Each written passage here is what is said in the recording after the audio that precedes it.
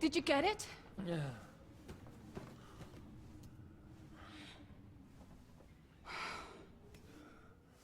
It will have to be diluted.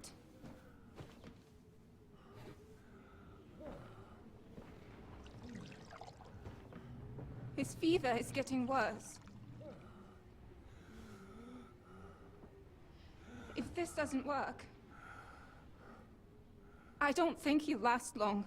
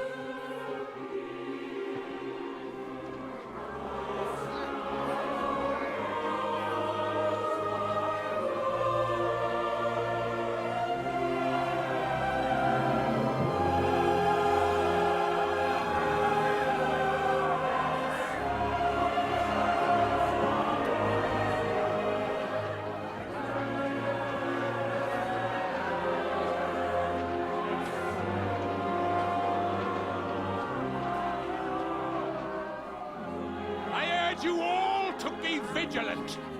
These days we have all sorts of vagabonds, drifters, outlaws and bandits roaming the country. And we have one of those vermin here today. A fella called Hans, who is clearly not right in the head. A dangerous madman, a brawler, and a thug, the worst of all, a poacher.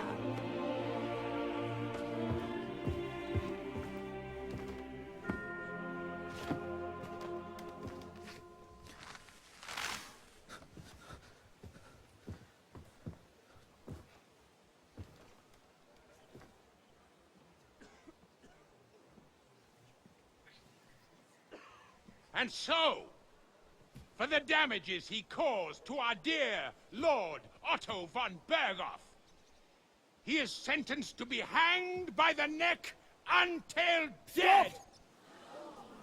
You can't execute this man. He's a noble. Captain Thomas here will testify that we're messengers from Ratoy. What is this nonsense, for Christ's sake? It's true. I am Sir Hans K-hunk of Perkstein. Deal with it, for God's sake! But sir, the captain! Captain Thomas has a fever. He's clearly delirious. Seize them immediately. You can't do this! I am a nobleman, do you hear? A noble! Get your hands off me! You can't do this!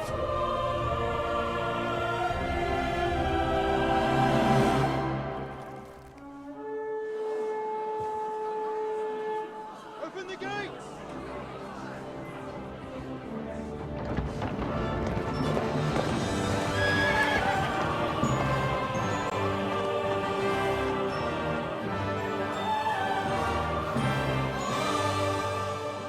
My lord?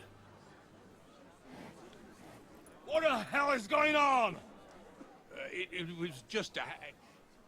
It's a hanging. You can't hang him. He's a noble. That's for me to judge! Take him down! And for Christ's sake, help me off this horse!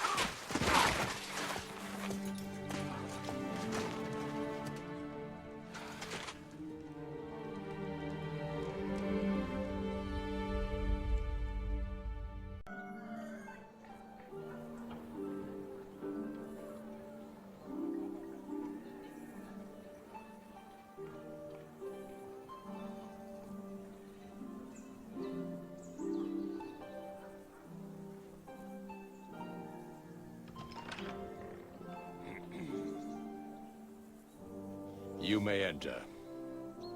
His lordship is expecting you.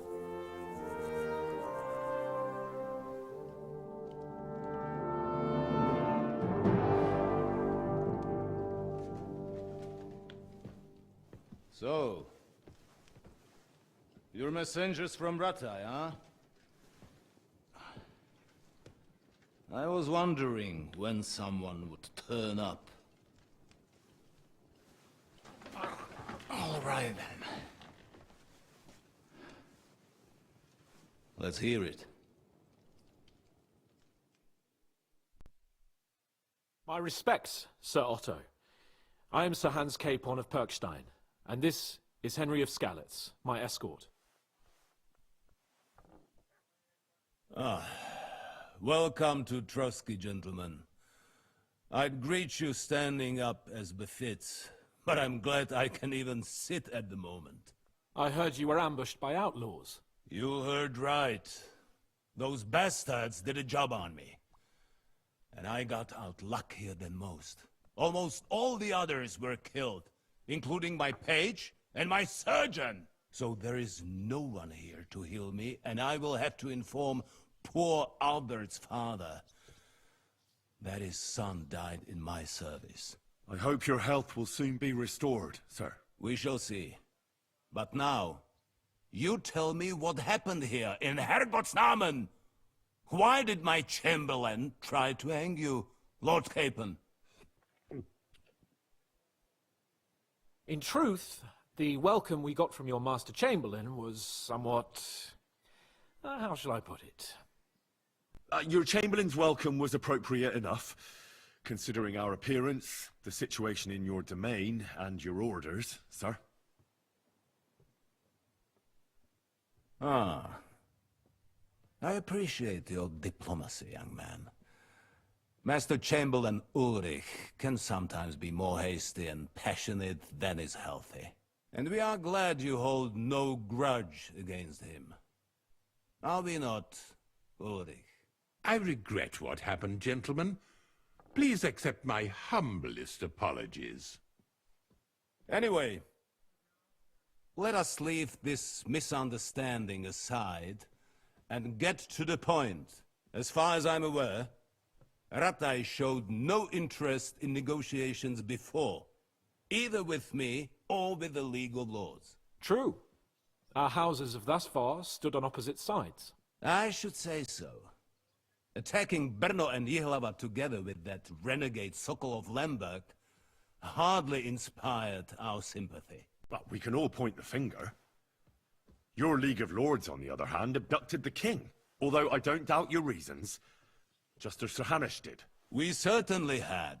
The main one being that your Wenzel is an irresponsible drunkard and idler who is hurting the Empire by his inactivity. But let us leave that aside. Tell me, what does Sir Hanush have on his mind? I am all ears. Unfortunately, during the ambush, we lost the letter we were carrying, so you'll have to make do with my word of mouth. All right. Go ahead and speak. In brief, Sir Hanush, Sir Radzig, and other lords take the view that the situation has got out of control. And that's of no benefit to anyone in Bohemia, neither Wenceslas's supporters or the League of Lords. King Sigismund's actions will not lead to instilling greater order than under King Wenceslas. Quite the contrary. Let us say that maybe. What arises from it? Sir Hanush and the other lords on our side are interested in knowing what the stance of the League of Lords is at this moment, and whether they haven't perhaps reevaluated some things. In other words, whether I might betray Sigismund. Well, betray is a strong word.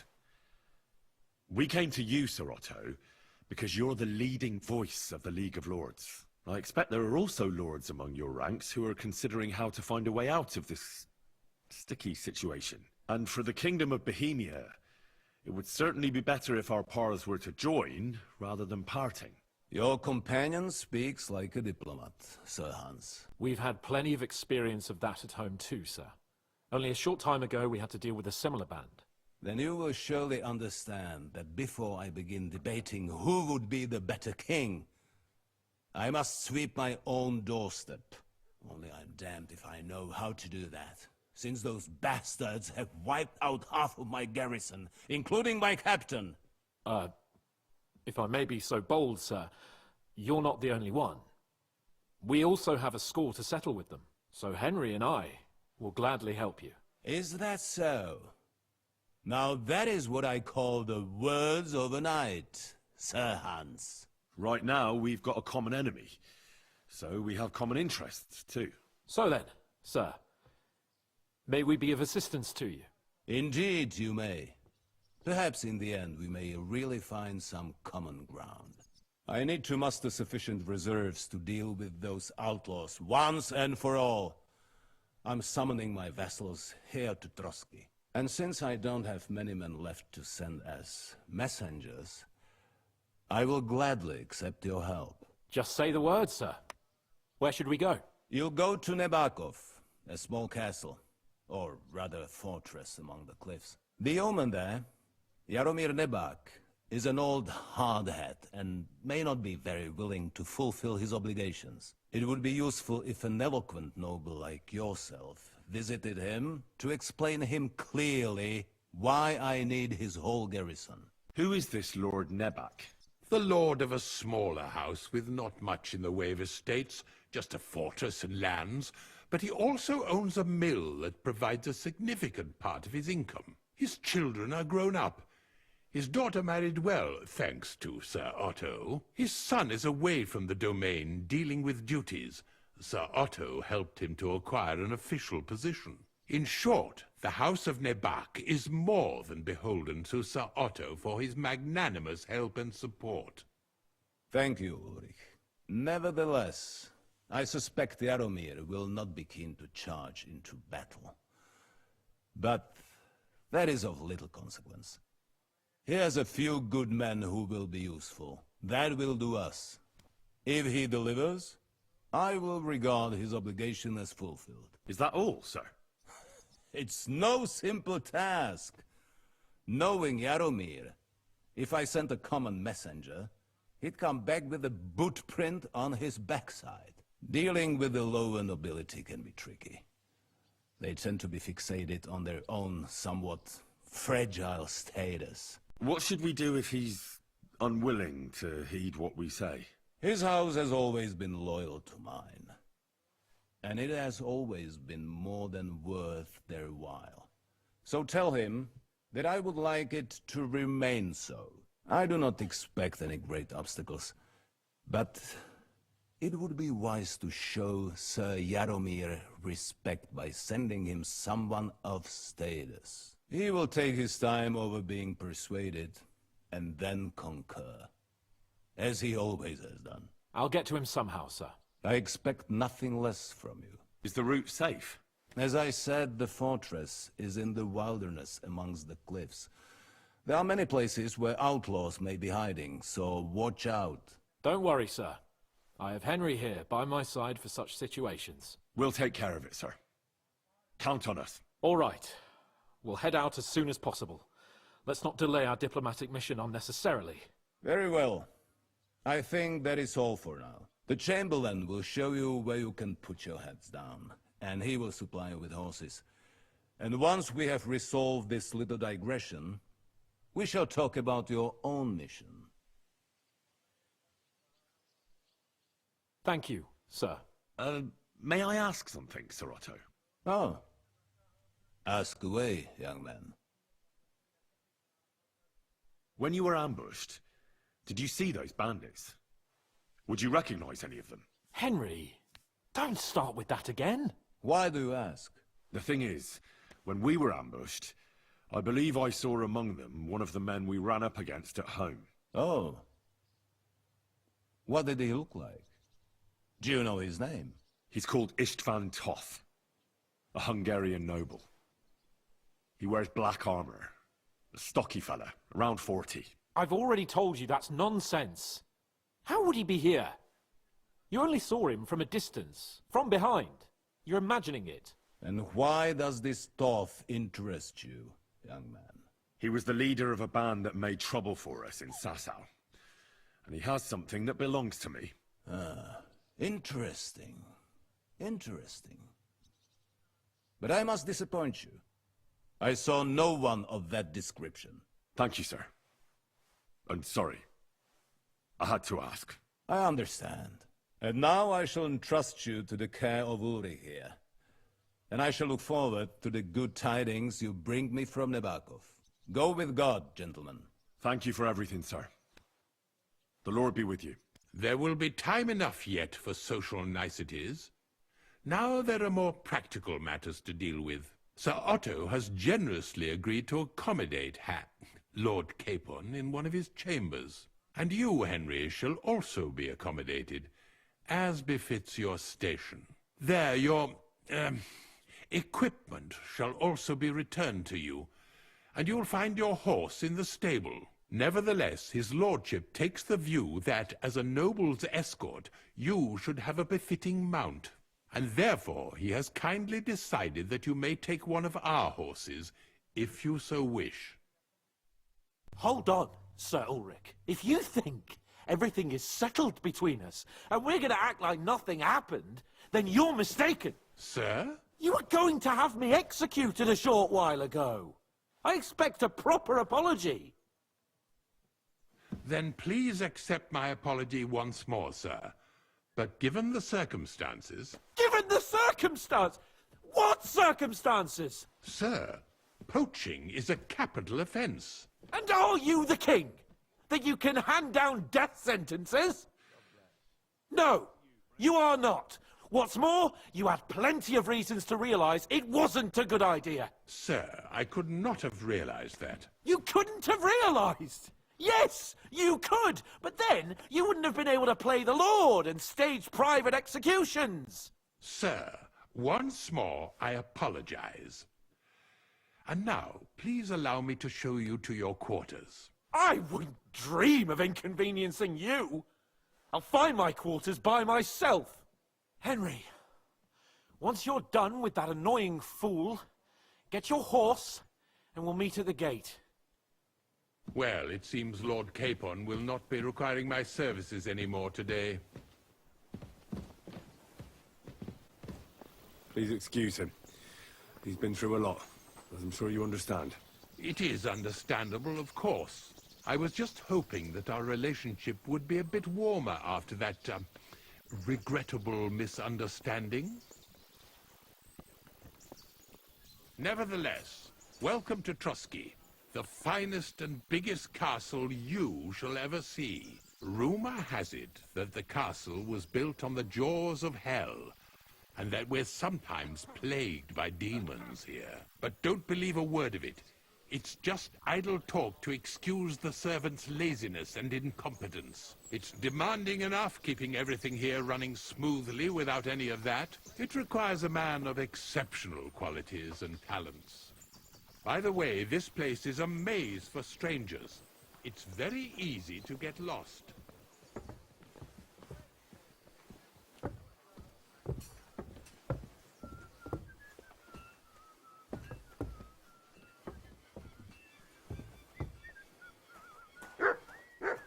The jail cells are down there. But I believe you are already fairly well acquainted with that part of the castle, aren't you? All too well, thanks.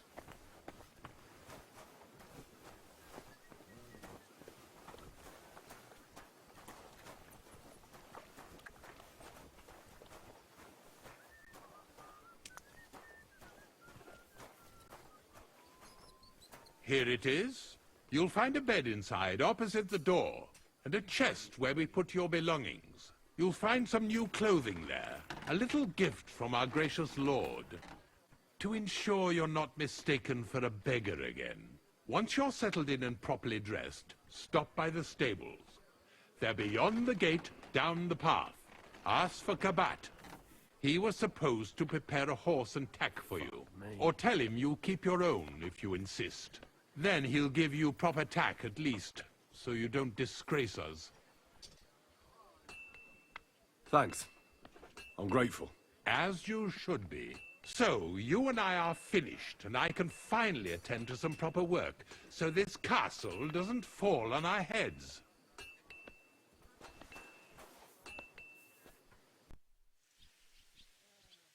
I'm here for some horse tack. I hear you have something for me.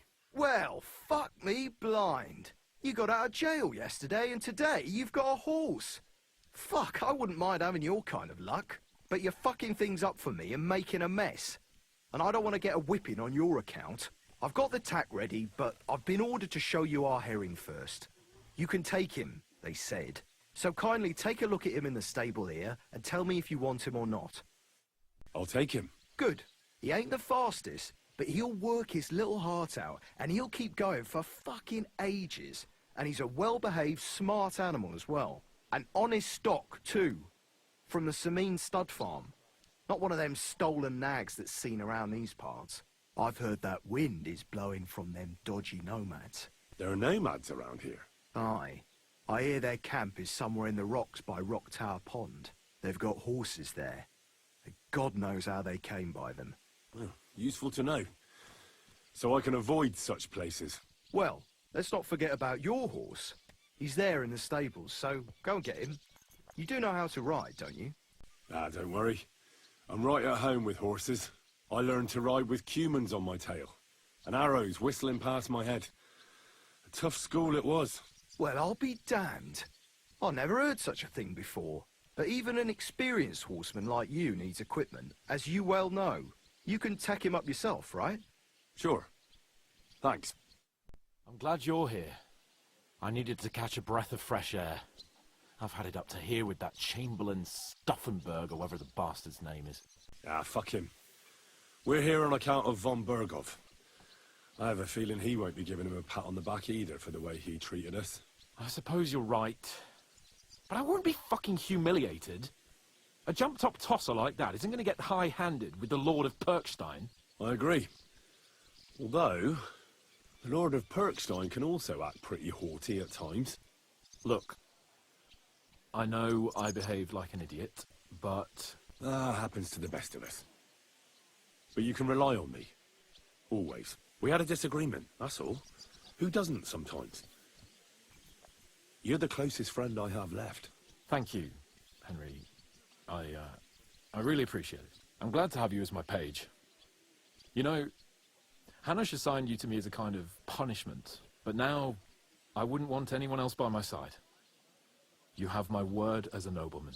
And you have my word as a blacksmith that I'll stand by you. Even if it isn't always easy going. Then your word must be as firm as steel. But I take my promises seriously too. And since I made a promise to Bajena, we have to repay our debt. Don't worry about it.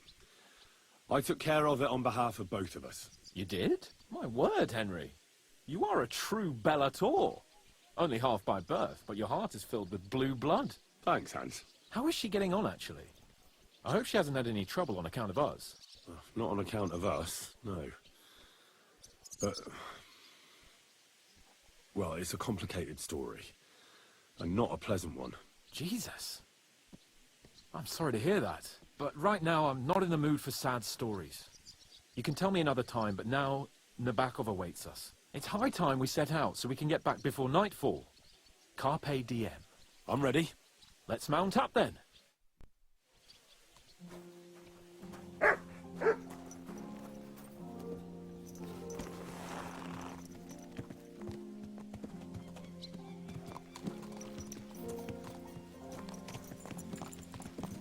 It's nice to be out under the open sky. I was feeling really cramped in those gloomy corridors up there. But I can't deny, this is a real fucking castle. I've never seen anything like it before. Perkstein is just a little fortress in comparison. Von Bergov certainly knows how to make an impression. That's true. Von Bergov must be loaded. I expect the office of the Royal Chamberlain is a nice earner. Or maybe he shits gold ingots.